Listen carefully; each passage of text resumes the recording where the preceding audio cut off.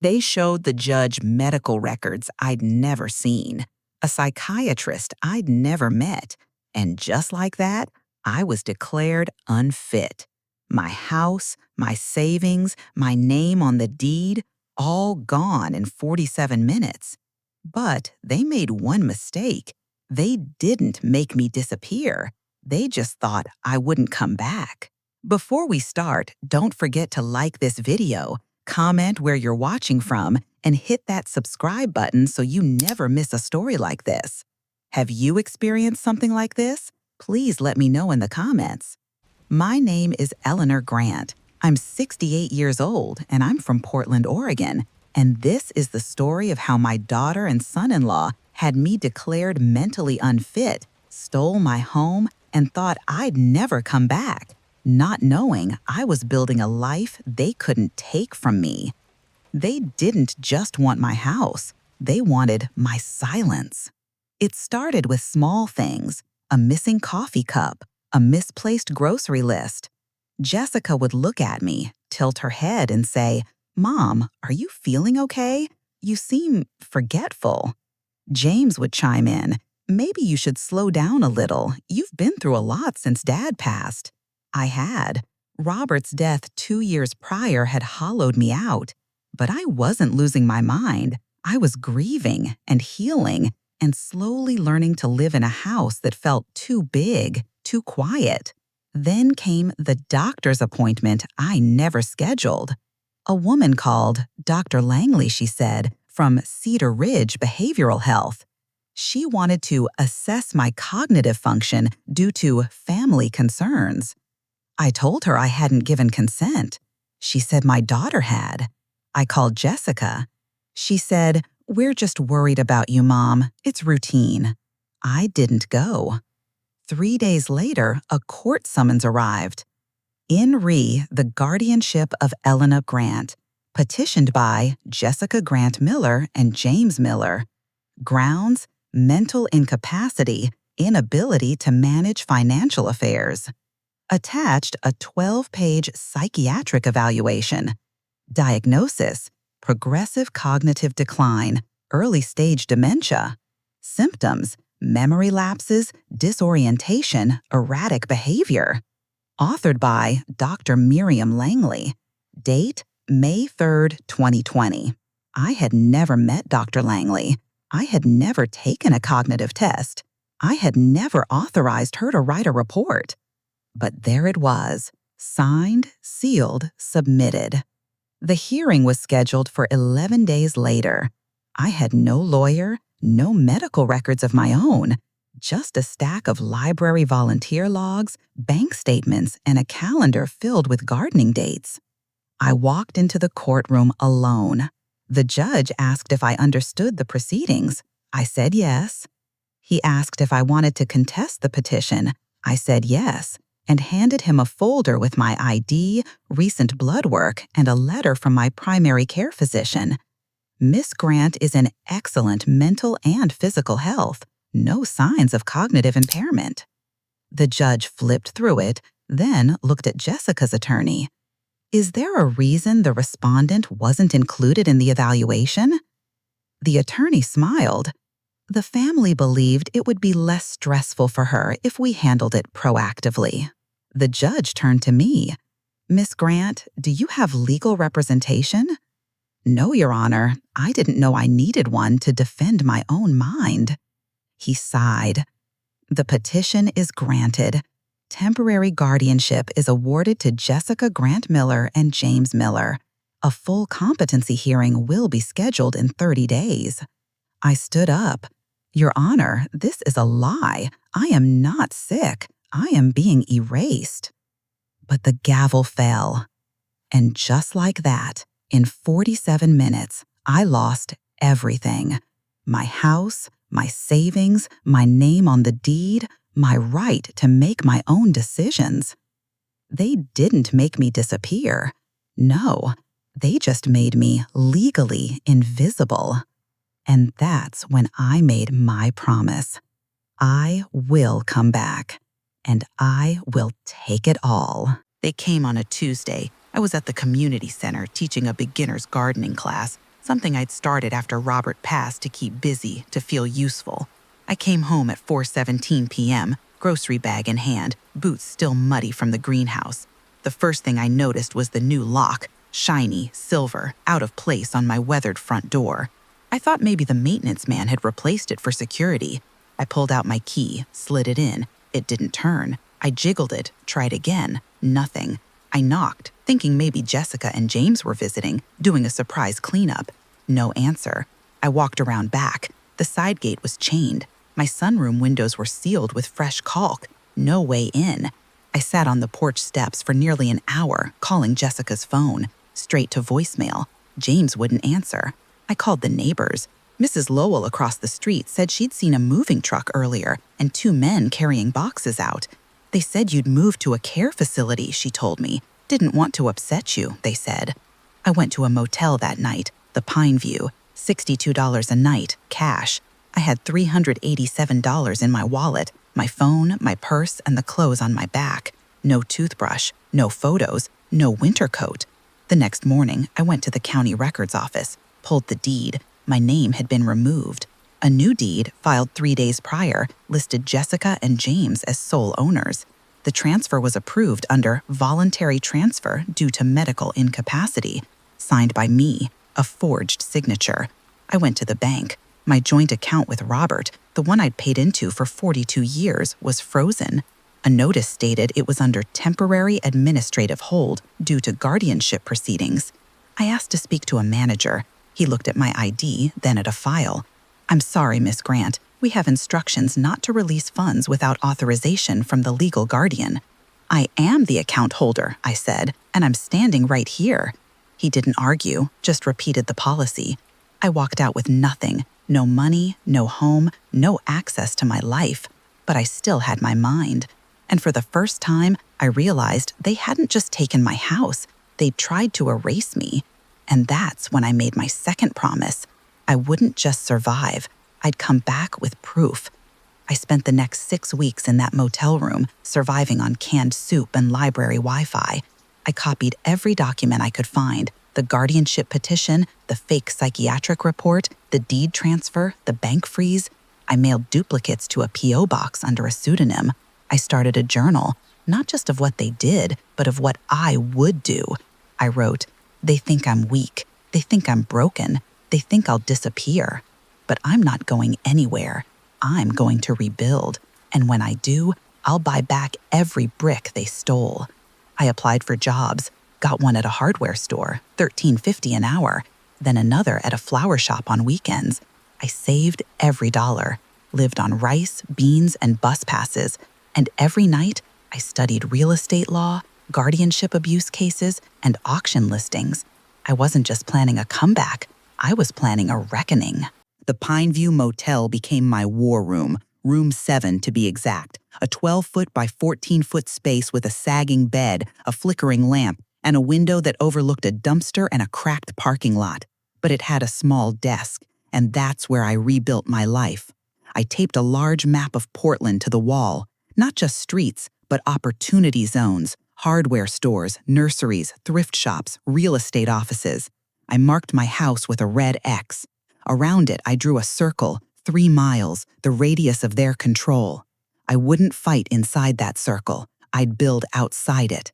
I kept a ledger in a spiral notebook, income, expenses, goals. $13.50 an hour at the hardware store, 30 hours a week, $15 an hour for weekend gardening gigs. I lived on $8 a day, rice, beans, frozen vegetables, bus fare. Every dollar saved went into a P.O. box under the name E. Gray. No bank, no trace. I studied every night, real estate law, property auctions, guardianship abuse cases. I found a 2018 precedent, State v. Delaney, where a woman had her guardianship overturned because the psychiatric evaluation was conducted without her knowledge. I copied the ruling, highlighted the key arguments. I wasn't just planning to survive, I was building a case and a future. By month 4, I'd saved $4,200. I used $300 to buy a used laptop from a pawn shop, another $200 for a prepaid hotspot. I started tracking property auctions online, foreclosures, tax liens, and then I saw it, A small commercial lot downtown seized for unpaid taxes. Starting bid $65,000. I didn't have the money, but I saw the potential.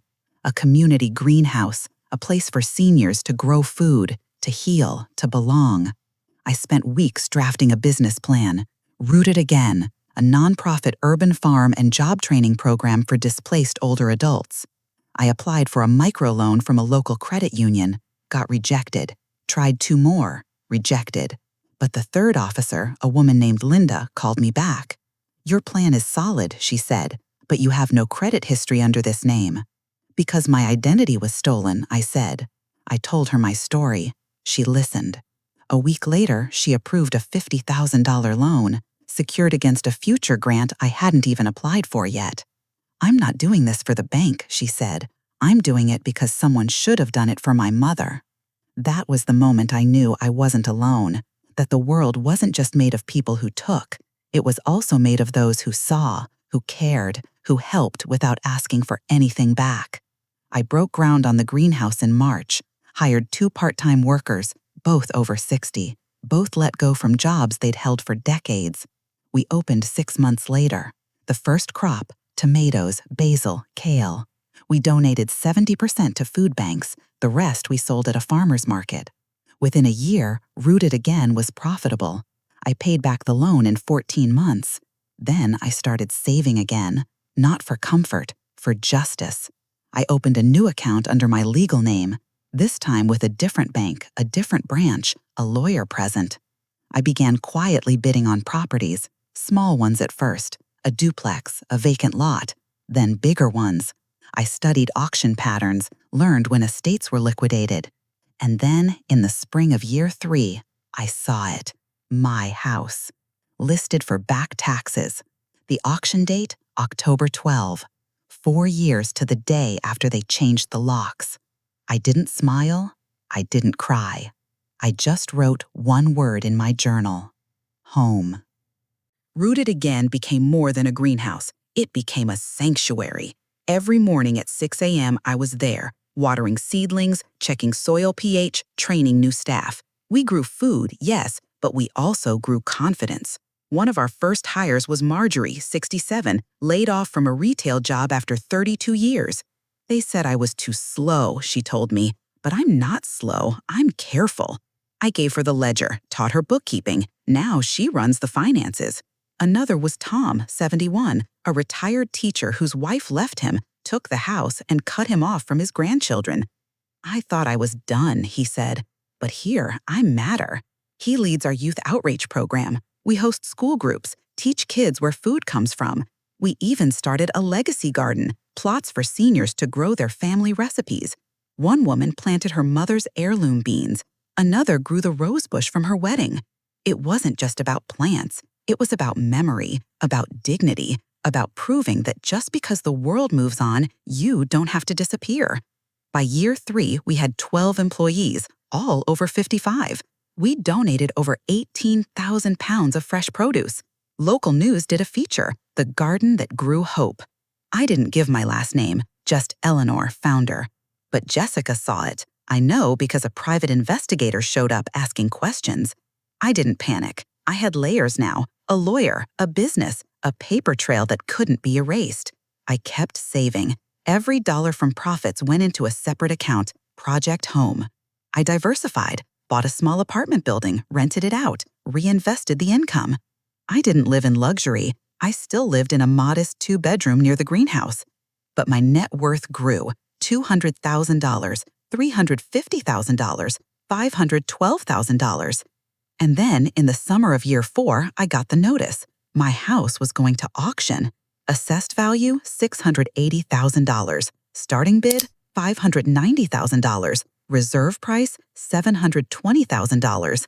They hadn't paid the taxes, or the HOA fees, or the structural repairs the city had mandated. The house was deteriorating, and they were too busy living off the equity they'd stolen to notice. I met with my lawyer, Diane Cho. "You're serious about buying it back?" she asked. "Dead serious," I said. "But I don't want to own it as a home. I want to own it as a statement." She smiled. "Then we do it clean. No loans, no liens, full cash. And when you win, you file the deed the same day. I nodded.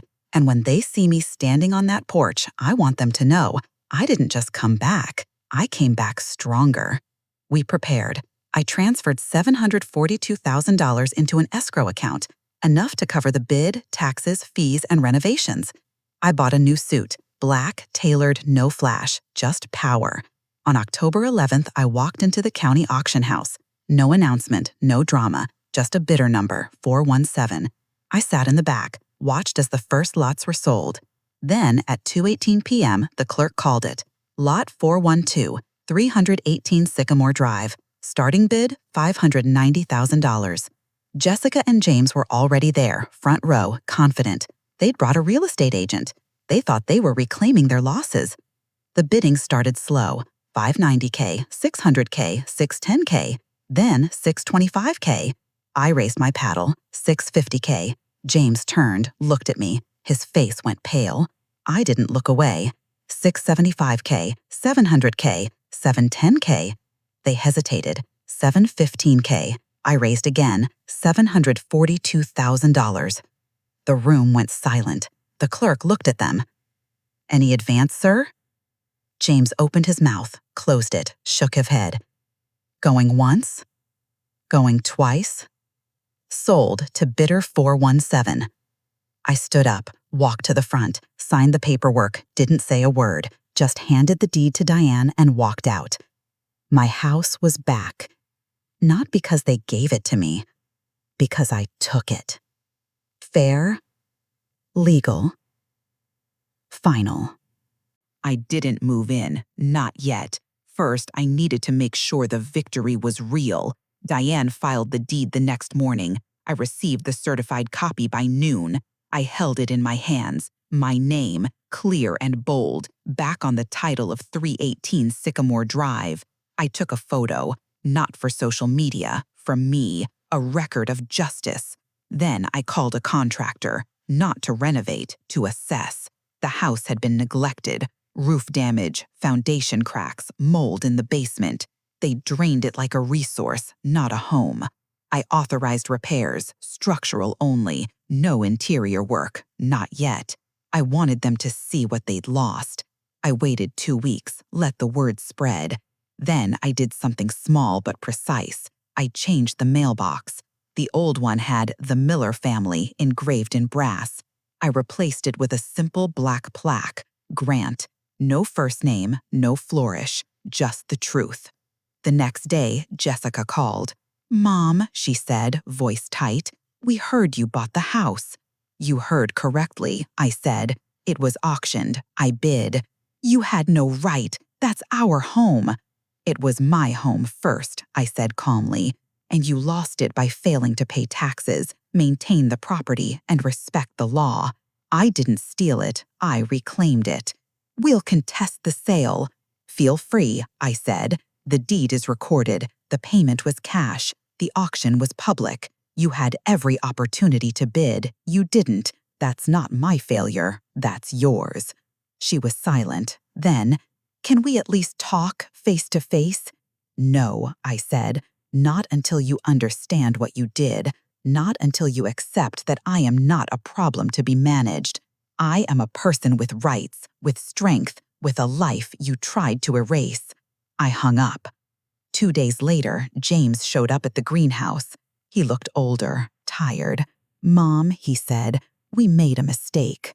"You didn't make a mistake," I said, pruning a tomato vine. "You committed fraud. You forged documents. You stole from me. That's not a mistake. That's a crime."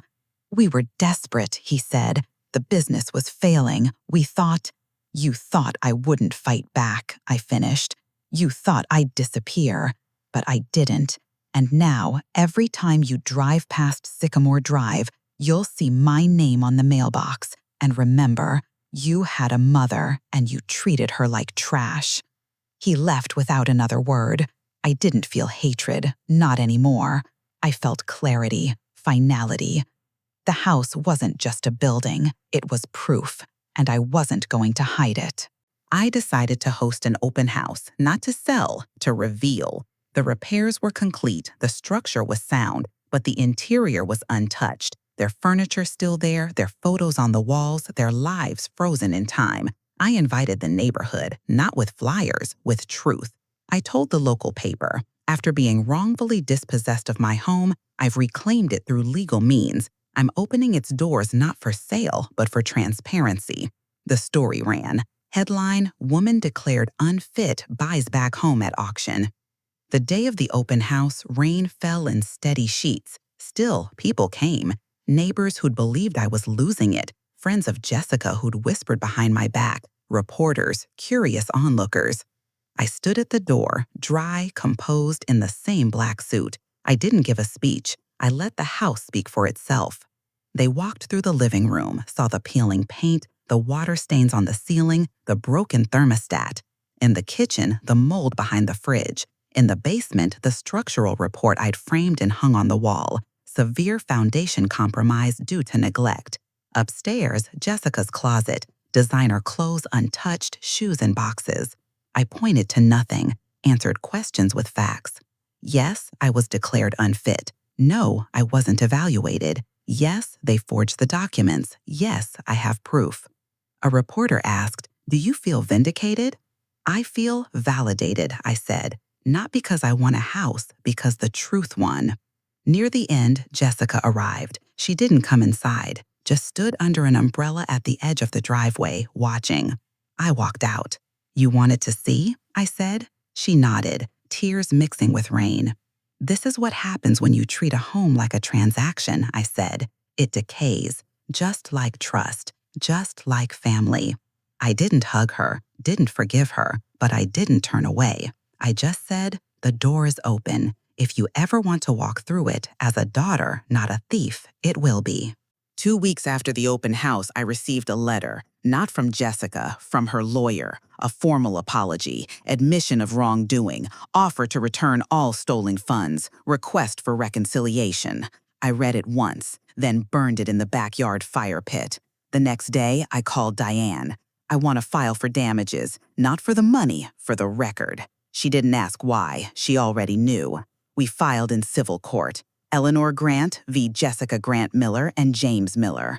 Claims: fraud, forgery, unjust enrichment, emotional distress. We attached every document: the fake psychiatric report, the forged will, the deed transfer, the bank freeze, the recordings from the PI I'd hired. The case didn't go to trial. 2 months later, they settled. They signed a public affidavit admitting to the fraud, agreed to pay $280,000 in restitution, and, most importantly, agreed to a permanent injunction. They could never claim ownership of the house again. I didn't spend the money. I donated it to a nonprofit that helps seniors fight financial exploitation. The day the judge signed the order, I drove to the cemetery, Robert's grave. I placed a single white rose on the stone. "We got it back, my love," I whispered, "and this time no one can take it." I didn't feel triumph. I felt peace, the kind that comes after a long war. I went home, sat on the porch, looked at the mailbox. Grant. I was home, not just in the house, in my life, in my truth. I didn't move back into the house right away. First, I transformed the backyard. Where they'd had a lifeless lawn, I built a garden, not just any garden, a replica of the greenhouse at Rooted Again. Raised beds, trellises, a small greenhouse for seedlings, a bench under a maple tree. I called it the Second Chance Garden. I invited the community, seniors from the neighborhood, local schools. We hosted workshops, composting, canning, intergenerational storytelling. One Saturday, a girl asked, "Did you used to live here?" "I did," I said, "but they said I couldn't anymore." "Did you come back?" "Yes," I said, "and now it's a place for everyone." Months later, Jessica came, alone, no drama, no demands. She stood at the gate. "Can I come in?" I nodded. She walked through the garden, touching the leaves, smelling the herbs. She sat on the bench. "I miss you," she said. I didn't answer right away. "Missing me isn't the same as earning me," I said. "But you're here. That's a start." We didn't hug, not yet, but we sat together, in silence, in the garden, where things grow slowly, with care, with time. I still run rooted again. I still live in my modest home near the city, but every weekend I come here, to the house, to the garden, to the truth. Some victories aren't loud. They're quiet, like a name on a mailbox, like a garden where everyone is welcome, like a woman who was declared unfit and proved the world wrong, one brick, one plant, one truth at a time.